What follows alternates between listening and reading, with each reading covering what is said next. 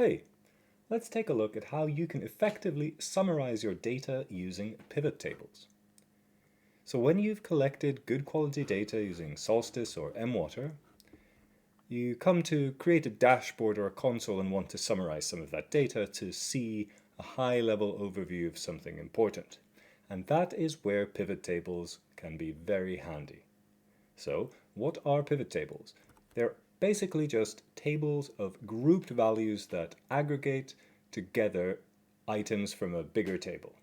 So in this screenshot, we see a pivot table that summarizes values from a survey by month, by location, and by training type, then also showing the total people trained, all in one table. And it can feel a little bit more complex to build a pivot table, but when we work through a few examples here in this video, I think you'll find it much easier seeing it in practice. There are a few table options in mWater and Solstice, and most often people may use standard tables or data grids. And that's very useful for when you want a row by row display of data. You pick the columns you want to show. For example, here the month of reporting for a region, those trainings that were conducted in that region at that location that month, and how many people there were. But this is just row by row. It does not have any summary when you just use a table widget or a data grid. When you want to summarize data, you may want to use a chart or a visualization, but you can also use a pivot table, which once again is perfect for summarizing data by one or more data fields. So not just by month, but you can subdivide it further on. That's the key difference. So when you're thinking, I want to summarize data in a table in mWater or Solstice, think pivot tables. So how does this work in practice? Well, I created a training survey for this demonstration, so let's just understand that first. It's very simple. It's got this month of reporting that gets recorded here in the surveys, a location, and then from this GPS location, the region itself will be calculated automatically by the system. There's a multi-choice question about the kinds of trainings that were conducted at that location in that month, and finally a simple number question. So these are our ingredients that we can play with when we look at our data. And then I filled in some test data. And what we'll build is a more and more complex and useful pivot table. First, we'll build a pivot table that just shows how many people were trained by month, then how many people were trained by month and by location, and finally this more complete table that shows month, location, training type, as well as total people trained, and finally an overall total of all people trained across the months in this test data. So let's get started. I'm in editing mode for this dashboard, and I am dragging a pivot table widget into my dashboard. So this is where my pivot table, a brand new one, will be. And I click into that. And I just need to pick my survey as the data source in this case. You need to pick whatever you are analyzing. So my data source is this survey, the monthly training review survey. Then we get this kind of interface where it asks us to pick columns and rows for our data, and we can automatically, optionally make these columns and rows happen based on the data we select. What does this mean? Well, if I want to show this pivot table by month of training visit, I'll only select rows here and then select from the data fields available to me the month of reporting. And I want the month, so year and month makes sense to me. This is already enough to give us something. The value for each of these rows will just be the amount of survey responses to begin with. What does that look like? January, February, March, April, May. So that is the month, just as we want it. And here we have a value, but it's not the total people trained, it's just how many survey responses there are for any given month. So that's not that useful for me. I will change this calculation by clicking into this value column, like so. Here I can change the calculation, and this is very powerful. I can use this to summarize any data or also run any formulas. If I wanted to take an average value, I can do that from here. If I want to find the biggest maximum value or the smallest one, I can do that. There are many options in the formulas that are relevant here depending on what you want to do. I just want the total number of training participants. So I click that. Now it will bring me the latest one. That's the default. I will click the latest here. And again, there are a lot of options, so play around with this. But I know I want the total number of training participants. So what am I telling the system here? I'm saying that go and get all the responses for January and then sum those up into one big total. And now we're matching what I've created before.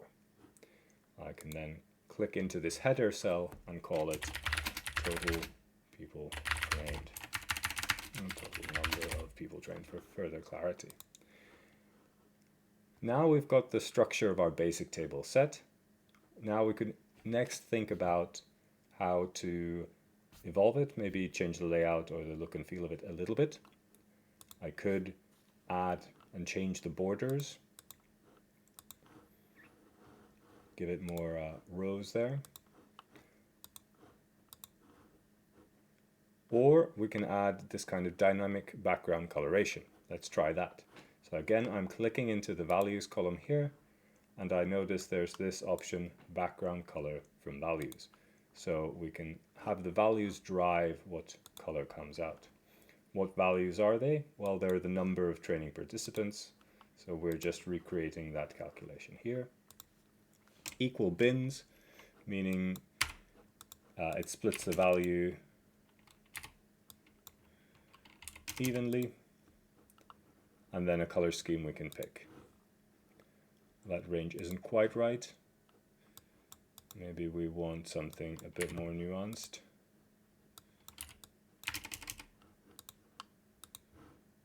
That gives us a bit more of a highlight, clearly showing us in this case that May had the biggest number of people trained. Slightly different rule than we have here.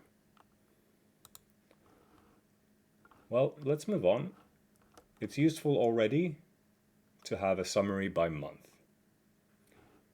But it can be more useful still, and a really powerful feature of pivot tables, to split this data by another dimension. So in the next example, we'll see by month. For each month, it shows these locations here in Finland, where I am at the moment, and then the total people trained there. So how do we add another dimension to the data?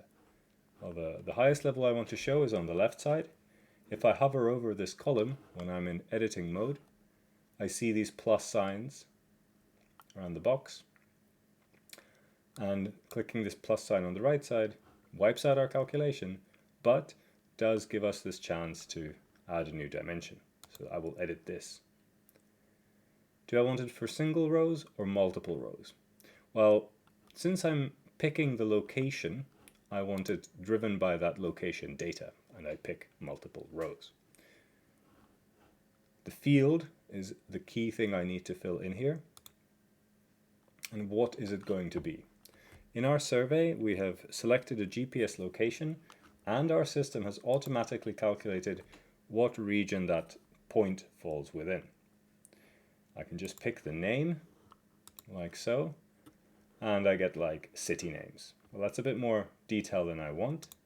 What I actually want to get is a higher level location. In this case, I'm going to navigate down the location tree to the regions of Finland in this example. And then I get this split, these three regions of Finland where this test data is. And then I just need to recreate this calculation, which was number of training participants, but not the latest one, the total one. Beautiful. And now we're matching the values here. So immediately we get this kind of summary information that goes beyond what can easily be shown in a chart, for example. You see it very nicely here by month and location and number of people trained. You might get this in a stacked bar chart, but you can keep adding these dimensions based on what data you have and what question you want to answer. I'll maybe note a few things about the interface of pivot tables here as well. There is the cogwheel that allows us to export data from the pivot table or configure things such as apply an overall filter. Maybe I only want data from 2022 and never before, or only from March onwards. I can apply this filter for the whole pivot table there. And next, let's take it to the final level of our example of this big table where we have the month, location, and then we're splitting the columns as well. So how do we do that? Well, similarly to how we added columns by hovering over a place and then clicking plus, we can do that at the header level. So we can add a column in between here. Now, can we drive this by multiple columns? We have this question in the survey, trainings conducted. Well, it is a multi-choice question, so the database actually stores all of these as separate fields, separate bits of information. So we're not going to see it as an option for a multiple field. We have to define each of those multiple choice columns individually. So a little bit more work to set it up. So let's start with the first one, which was water quality. And then we get that water quality column, and now we define what should that column show by month, by location. Let's give this location a name, by the way. The header. We can make it bold when we format it. Nice. So water quality, what do? We want to count the amount of times that this box was ticked per each location per month. So the field we want to pick is trainings conducted. We could choose per percent, but I actually want the number. So I want to show the number where the trainings conducted were water quality. And that should do it. 213, 213. So we're getting exactly those values. So once again, in the month of January 2022, in the location, Finland proper, there were 2 water quality trainings held according to this data. And then I just repeat this for each option in my multiple choice field. So a little bit of manual work. Single column, hygiene behavior. I'll just show this again, drill that down. Trainings conducted. So the number of trainings conducted where it was a hygiene behavior.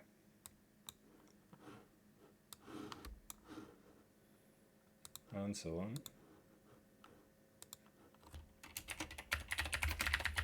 Liquid waste, solid waste.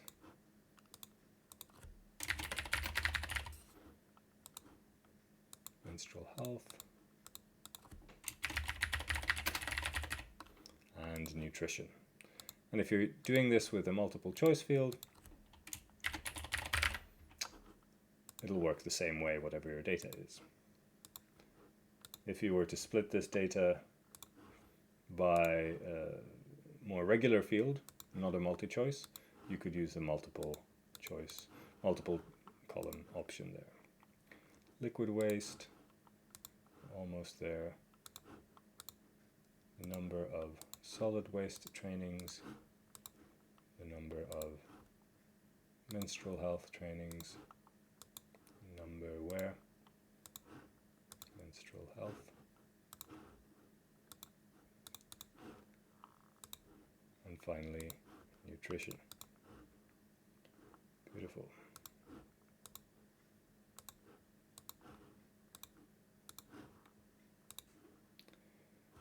So now we have the same numbers, we don't have the coloration.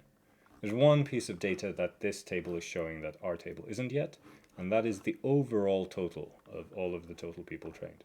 I kind of don't want all of these in totals necessarily because there can be multiple, of course, selected per training, and they're not going to sum up to this value. So I'm mostly interested in the total people trained. How do I add that? Once more, hover over a column, add something in the direction I want it added. So in this case, the summary direction. I will call it single row summary, and now I can add a calculation again by clicking into these cells. This is the cell where I want the total, and I just need to define this calculation again. So now I'm saying total number, or the number of participants, is just total. So because it's not split here by month and it's not split by location, it will bring me the overall value. I can give it a fixed color, make it stand out nicely. Maybe make it bold as well by clicking into it. And then I can apply this coloration and formatting, click into a place, give it formatting like that. Remember, the background values can come from the number of training participants. We need to define some bins. Maybe not too many. That looks like a useful split. I see these are the months where there were, and locations where there were a lot of people trained, and many fewer in these places at these times. So that's perhaps information that will help me. And then we've recreated the table we had. So trainings held by location and type.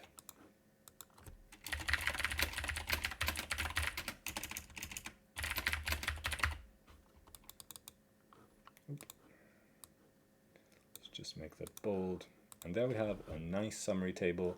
Of course, if we added a quick filter, that will work as expected, as long as the data source is what we expect. So for example, I could again pick the regions that are relevant to me,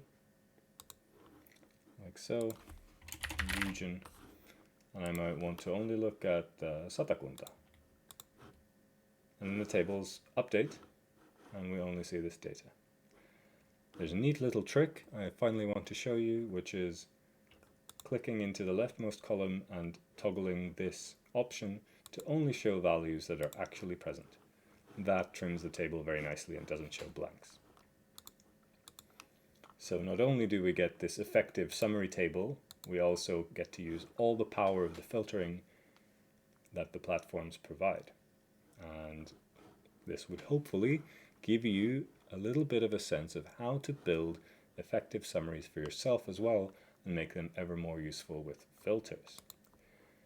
If you've got questions or suggestions, please feel free to get in touch through info@mwater.co or info@solstice.world, or if you've got problems, you can email problems@mwater.co, or just me and petri@mwater.co. So thanks very much for watching. I hope this was useful, and have a great day. Catch you next time.